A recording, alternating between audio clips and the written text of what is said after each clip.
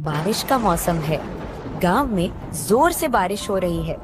गलियां कीचड़ से भरी हैं और आसमान में काले बादल छाए हैं। फिर भी सुरेश अपने समोसों का ठेला तैयार करता है और गांव में निकल पड़ता है। अरे बारिश हो या तूफान, सुरेश का ठेला तो रुकेगा नहीं। चल, आज भी गांव में समोसों की खुशबू फैलानी है। लोग भूखे तो नहीं रह सकते हैं ना। बारिश में भी गर्मा गर्म समोसे सबको पसंद आएंगे। बारिश रुक जाती है। कुछ लोग बाहर निकलते हैं और ठेले पर रुकते हैं। अरे सुरेश, ये समोसे तो गीले हो गए हैं। बारिश में तूने इन्हें ढककर क्यों नहीं रखा? स्वाद तो बिल्कुल फीका लग रहा है। अरे भाई, बारिश का मौसम है, थोड़ा तो गीला होगा, लेकिन स्वाद तो वही है, गर्मा गर्म। एक और ले लो, शायद पसंद आ जाए। नहीं नहीं सुरेश, ये बेकार है। बारिश में समोसे लेना ही गलती थी। अगली बार सूखे और कुरकुरे समोसे लाना, तब बात बनेगी। लगता है आज का दिन मुश्किल है, लेकिन हिम्मत नहीं हारनी। ठीक है भाई, कल और बेहतर समोसे लाऊंगा, जरूर आजमाना। सुरेश दिन भर मेहनत करता है, लेकिन किसी को उसके समोसे पसंद नहीं आते। बारिश की वजह से समोसे कम बिकते हैं। वह थककर और निराश होकर घर की ओर लौटता है। सुरेश गीला गीला घर लौटता है।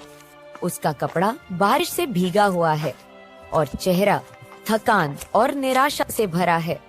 उसकी पत्नी राधा उसे देखकर चिंतित हो जाती है। अरे सुरेश, ये हालत क्या बना रखी है?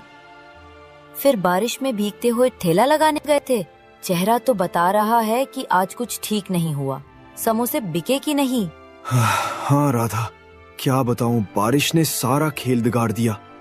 लोग समोसे खरीद तो रहे थे, पर सब कह रहे थे कि गीले हो गए हैं, स्वाद बिगड़ गया। कुछ ही समोसे बिके। मैंने तो दिन भर गलियों में ठेला घुमाया, पर मौसम ने साथ नहीं दिया। ये तो परेशानी की बात है सुरेश। अगर रोज रोज ऐसा रहा तो हमारा क्या होगा? ठेले का खर्चा, घर का खर्चा, सब कैसे चलेगा? कुछ और सोचना पड़ेगा, नहीं तो मुश्किल हो जाएगी। हाँ राधा, चिंता तो मुझे भी है, पर हार नहीं माननी। कल फिर कोशिश करेंगे। शायद मौसम सुधर जाए और लोग फिर से समोसे खाने आए। बस थोड़ा सब्र रखना होगा। सुरेश और राधा चुपचाप रात का खाना खाते हैं। कमरे में सन्नाटा है और दोनों के मन में चिंता की लकीरें हैं। अगले दिन सुबह होती है। बारिश अब हल्की हो चुकी है। सुरेश फिर से अपने समोसों का ठेला तैयार करता है और गांव की गलियों में निकल पड़ता है, लेकिन लोग उसके ठेले पर नहीं रुकते। लगता है कल की बात सबके दिमाग में अटक गई। लोग शायद सोच रहे हैं कि समोसे फिर से गीले होंगे। कोई ठेले पर आ ही नहीं रहा। अरे, इतनी मेहनत से समोसे बनाए और अब कोई खाने वाला ही नहीं। वह एक चौराहे पर ठेला रोककर इंतजार करता है, लेकिन घंटों बीत जाते हैं और कोई ग्राहक नहीं आता। सुरेश का चेहरा उदास हो जाता है। क्या करूं अब? अगर ऐसे ही रहा तो ठेला चलाना मुश्किल हो जाएगा। तभी एक बूढ़ा व्यक्ति, जिसके कपड़े पुराने और फटे हुए हैं, धीरे धीरे ठेले के पास आता है। बेटा, एक समोसा दे दे, बहुत भूख लगी है, दिन भर से कुछ नहीं खाया। बाबा, आपके पास पैसे हैं? ही बेटा, मेरे पास तो एक पैसा भी नहीं है। बस सोचा शायद तू कुछ दे दे। कोई बात नहीं बाबा, भूखे को खाना देना पुण्य का काम है। ये लो, गर्मा गर्म समोसा खाओ और ताकत लाओ। बेटा, तेरा दिल तो सोने जैसा है। ये समोसा बहुत स्वादिष्ट है। भगवान तुझे हमेशा खुश रखे और तेरे ठेले पर बरकत दे। शुक्रिया बाबा, आपकी दुआ ही काफी है। आसमान फिर से काले बादलों से घिर जाता है और अचानक तेज बारिश शुरू हो जाती है। बारिश की बूंदें ठेले पर रखे समोसों पर गिरने लगती हैं। सुरेश परेशान हो जाता है। अरे, ये क्या हो गया? फिर से बारिश। अब तो सारे समोसे भीग जाएंगे। कल लोग बुरा भला कह रहे थे और आज फिर वही हाल। मेहनत पर पानी फिर जाएगा। तभी बूढ़ा व्यक्ति अपनी पुरानी मोटी बोरी उतारता है, जो उसने बारिश से बचने के लिए ओढ़ रखी थी। बेटा, परेशान मत हो, ये बोरी ले, इसे अपने ठेले पर डाल दे। इससे तेरे समोसे भीगने से बच जाएंगे। लेकिन बाबा, अगर मैं ये बोरी ले लूं तो आप कैसे बचेंगे इस बारिश से? आप तो खुद भीग जाएंगे। मेरी चिंता तू मत कर बेटा, ये बोरी तुझे ज्यादा जरूरी है। ले, रख ले इसे और अपने समोसों को बचा। बाबा, आपका बहुत बहुत शुक्रिया, आपने मेरी बड़ी मुसीबत हल कर दी। बस अपना काम करते रह बेटा, अच्छे दिल वालों का हमेशा भला होता है। बूढ़ा व्यक्ति धीरे धीरे बारिश में चलना शुरू करता है, लेकिन अचानक वह बारिश के पर्दे में गायब हो जाता है। वह बोरी को और मजबूती से ठेले पर बांधता है। बारिश अब थम चुकी है। एक ग्राहक जो गांव का एक जाना माना व्यापारी है, ठेले के पास आता है। अरे सुरेश, तेरा ठेला तो आज भी यही है। मैंने सुना था कि कल तेरे समोसे गीले हो गए थे, लेकिन आज तो मौसम थोड़ा ठीक लग रहा है। चल 2 समोसे दे दे, भूख जोरों की लगी है। हाँ भाई, आज समोसे बिल्कुल ताजा है, ये लो गर्मा गर्म। लेकिन सच कहूं, कल की बात से मन थोड़ा डरा हुआ है। लोग शिकायत कर रहे थे। वाह सुरेश, ये क्या बात है? ये समोसे तो लाजवाब हैं। ऐसा स्वाद तो मैंने पहले कभी नहीं चखा। ना ज्यादा तेल, ना गीले, बस एकदम कुरकुरे और मसालेदार। तूने तो आज कमाल कर दिया। सच में भाई, तुझे इतना पसंद आया? शुक्रिया, शायद आज का दिन अच्छा है। चल एक और समोसा ले, ये मुझ पर। अरे इतनी उदारता। ठीक है, एक और दे दे। लेकिन सच बताना सुरेश, तूने आज समोसों में क्या डाला? ये तो जादू जैसा स्वाद है। बस वही पुराना मसाला भाई, शायद आज मेहनत का फल मिल रहा है। ग्राहक समोसे खाकर चला जाता है और रास्ते में मिलने वालों से सुरेश के समोसों की तारीफ करता है। धीरे धीरे और लोग ठेले की ओर आने लगते हैं। एक के बाद एक ग्राहक समोसे खरीदते हैं और हर कोई स्वाद की तारीफ करता है। सुरेश, ये तो बात हो गई। कल तेरे समोसे गीले थे, लेकिन आज तो तूने बाजी मार ली। ये स्वाद तो भूलने वाला नहीं। मेरे पूरे परिवार को ये समोसे खिलाऊंगा। कितने बचे हैं? 4 और दे दे। अरे इतनी तारीफ, धन्यवाद भाई लोग। बस थोड़े ही समोसे बचे हैं, जल्दी ले लो। देखते देखते ठेले पर भीड़ लग जाती है। लोग एक दूसरे को बुलाने लगते हैं और कुछ ही देर में सुरेश के सारे समोसे बिक जाते हैं। वह थक गया है, लेकिन चेहरे पर संतुष्टि की मुस्कान है। आज तो कमाल हो गया। ना जाने उस बूढ़े बाबा की बोरी में क्या जादू है, लेकिन कुछ तो खास है। चल घर जाकर राधा को ये खुशखबरी सुनाता हूँ। वह ठेले को धक्का मारकर घर की ओर चल पड़ता है, मन में नई उम्मीद और उत्साह लिए। सुरेश दिन भर की कमाई के साथ खुशी खुशी घर लौटता है। अरे सुरेश, आज तो तुम्हारा चेहरा चमक रहा है, जैसे कोई खजाना मिल गया हो। क्या बात है? लगता है ठेले पर आज कुछ खास हुआ। जल्दी बताओ, समोसे बिके कि नहीं? कितने बिके? राधा, आज तो कमाल हो गया। सारे समोसे बिक गए, एक भी नहीं बचा। लोग ठेले पर ऐसे टूट पड़े जैसे गांव में मेला लग गया हो। हर कोई तारीफ कर रहा था, कह रहे थे कि इतने स्वादिष्ट समोसे पहले कभी नहीं खाए। सच में सुरेश, ये तो बहुत अच्छी खबर है। लेकिन कल तो लोग शिकायत कर रहे थे कि समोसे गीले हैं, स्वाद बिगड़ गया। आज अचानक ये बदलाव कैसे हुआ? कुछ तो खास बात है, बताओ ना। हाँ राधा, मुझे भी समझ में नहीं आ रहा। आज एक बूढ़े बाबा आए थे, बहुत भूखे लग रहे थे। मैंने उन्हें मुफ्त में समोसा दे दिया। फिर उन्होंने मुझे एक बोरी दी ताकि बारिश में समोसे गीले न हो। बस उस बोरी से समोसों को ढका और फिर लोग आने लगे। एक के बाद एक सब तारीफ करते गए। अरे सुरेश, तुमने बूढ़े बाबा को मुफ्त में समोसा दिया, ये तो तुम्हारी अच्छाई का फल है। देखा, अच्छा काम करने से हमेशा अच्छा ही होता है। वो बोरी तो बस एक बहाना था, तुम उसका ज्यादा जिक्र मत करो। अपनी मेहनत और दिलेरी पर ध्यान दो, वही तुम्हें आगे ले जाएगी। हाँ राधा, शायद तुम सही कह रही हो। बाबा की दुआ और मेरी मेहनत ने आज रंग दिखाया। चलो अब खाना खाते हैं।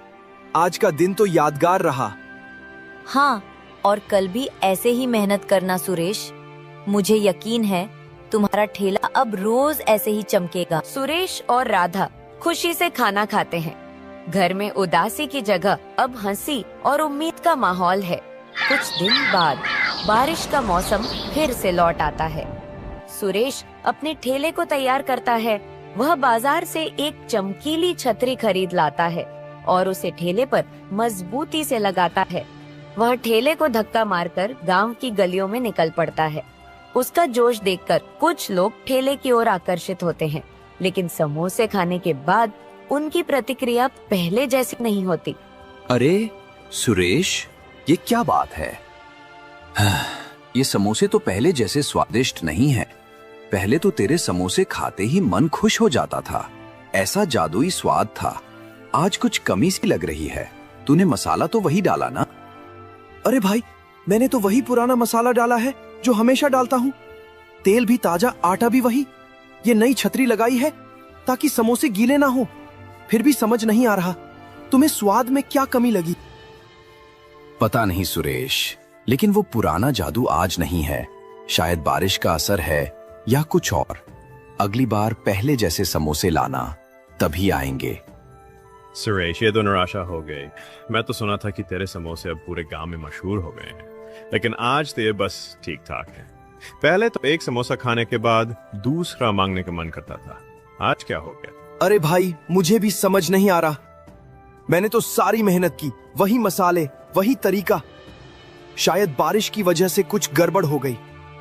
ये नई छतरी तो अच्छी है, फिर भी लोग शिकायत क्यों कर रहे हैं? तुम बताओ क्या कमी है? बस वो बात नहीं है सुरेश, अगली बार पहले जैसे समोसे लाना, फिर देखते हैं। दिन बीतता है और ठेले पर भीड़ नहीं लगती। सुरेश के ज्यादातर समोसे बिकते नहीं और वह परेशान हो जाता है। वह चौराहे पर ठेला रोककर सोच में डूब जाता है। ये क्या हो गया? छतरी तो बढ़िया है, समोसे गीले भी नहीं हुए, फिर लोग शिकायत क्यों कर रहे हैं?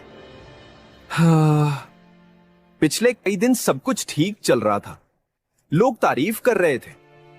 आज अचानक ये क्या हो गया? वो गहरी सोच में पड़ जाता है और उसे उस बूढ़े बाबा की बोरी याद आती है। पिछले कई दिन उस बोरी को लगाने से समोसे खूब बिक रहे थे और लोग तारीफ करते नहीं थक रहे थे। आज छतरी लगाई और सब बिगड़ गया। शायद उस बोरी में कुछ खास बात है। नहीं नहीं, ये तो बस एक बोरी है, लेकिन फिर भी कुछ तो गड़बड़ है। कल फिर से बोरी लगाऊंगा, देखता हूं क्या फर्क पड़ता है। अगर लोग फिर से तारीफ करने लगे तो समझ लूंगा कि कुछ तो बात है। सुरेश तुरंत घर लौटता है, छतरी को हटाता है और फिर से उस बूढ़े बाबा की बोरी को ठेले पर लगाने का फैसला करता है। सुरेश बूढ़े बाबा की बोरी ठेले पर लगाता है। छतरी हटाकर वह ठेला लेकर गांव की गलियों में निकलता है। बोरी समोसों को ढके हुए है। चौराहे पर ठेला रुकते ही एक ग्राहक आता है, समोसा खाता है और तारीफ करता है। खबर फैलती है और ठेले पर भीड़ लग जाती है। लोग समोसों की तारीफ करते हैं और जल्दी सारे समोसे बिक जाते हैं। सुरेश थका हुआ लेकिन खुश है। ठेला समेटते समय वह बोरी को देखता है और समझ जाता है कि इसमें कोई खास शक्ति है। वह बोरी को संभाल कर रखता है और खुशी खुशी घर की ओर चल पड़ता है। वह घर के बाहर एक चारपाई पर बैठकर थोड़ा आराम कर रहा है। तभी उसका दोस्त राजू उसके पास आता है। सुरेश भाई, थोड़ा वक्त है? मुझे तुमसे कुछ बात करनी है। अरे राजू, बैठ। क्या बात है? चेहरा तो ऐसा लग रहा है जैसे कोई बड़ी मुसीबत आ गई हो। बता, क्या हुआ? सुरेश भाई, सच कहूं तो मैं बहुत परेशान हूं। कई दिनों से कोई काम नहीं मिल रहा। बाजार में कोई दुकानदार मुझे रखने को तैयार नहीं। घर का खर्चा चलाना मुश्किल हो गया है। सोचा तुमसे बात करूं, शायद तुम अपने ठेले पर मुझे रख लो। थोड़ा बहुत हाथ बटा दूंगा, कुछ काम कर लूंगा। राजू, मैं तुम्हारी परेशानी समझता हूँ, लेकिन सच कहूँ मेरे ठेले पर अभी इतना काम नहीं है कि किसी को रख सकूं। मैं और राधा मिलकर सब संभाल लेते हैं। तुम तो जानते हो, ठेला छोटा सा है और अभी तो बस किसी तरह गुजारा चल रहा है। समझा भाई। फिर भी सोचा था शायद तुम कुछ मदद कर सको। कोई बात नहीं, मैं कुछ और देखता हूँ। अरे राजू, टेंशन मत ले। तू मेहनती है, तुझे जल्दी ही कुछ काम मिल जाएगा। बस हिम्मत रख और गांव में इधर उधर पूछता रह, कुछ न कुछ जरूर निकलेगा। राजू चुपचाप सिर हिलाता है और निराश होकर चला जाता है। सुरेश उसे जाते हुए देखता है और उसके मन में राजू की परेशानी के लिए थोड़ा दुख होता है, लेकिन वह अपने ठेले के काम में व्यस्त है। राजू अपने घर लौटता है और अपनी पत्नी से बात करता है। सुरेश ने मुझे काम देने से मना कर दिया। कहता है ठेले पे इतना काम नहीं है, लेकिन मैंने देखा है कभी उसके समोसे बेकार हो जाते हैं और कभी एकदम से इतने स्वादिष्ट कि सारा गांव तारीफ करता है। अब तो उसका ठेला रोज चल रहा है, पता नहीं वो क्या जादू करता है। मुझे तो लगता है उसमें कुछ राज है। सच में? फिर तो तुझे पता लगाना चाहिए राजू। शायद उसने कोई खास तरीका ढूंढ लिया है। तू उसका पीछा कर, देख क्या माजरा है। राजू के मन में शक और लालच जागता है। वह सुरेश के ठेले के रहस्य को जानने का फैसला करता है और उस रात वह सुरेश के घर के बाहर चुपके से खड़ा हो जाता है, यह सुनने के लिए कि सुरेश और राधा क्या बात करते हैं। वह उन दोनों की सारी बातें सुन लेता है और अगले दिन सुबह जब सुरेश अपना ठेला तैयार कर रहा था, राजू जबी बोरी को चोरी कर लेता है। राजू अपने घर पहुंच चुका है, बोरी को जमीन पर रखता है। उसकी पत्नी भी वहाँ है। अब देख क्या कमाल दिखाता हो। ये वही बोरी है जो सुरेश को अमीर बना रही है।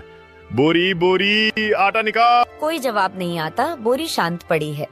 बोरी बोरी सोना निकाल। अरे कैसी बोरी है ये?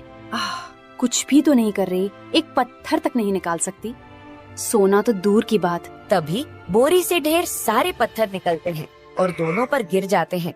दोनों पत्थरों में दबे पड़े हैं। सुरेश को उसकी ईमानदारी और दयालुता का इनाम मिला, जबकि राजू को अपनी चोरी और लालच की सजा। ये कहानी हमें सिखाती है कि जो दूसरों की भलाई करता है, कुदरत खुद उसकी मदद करती है, और जो छल करता है उसका अंत हमेशा बुरा ही होता है।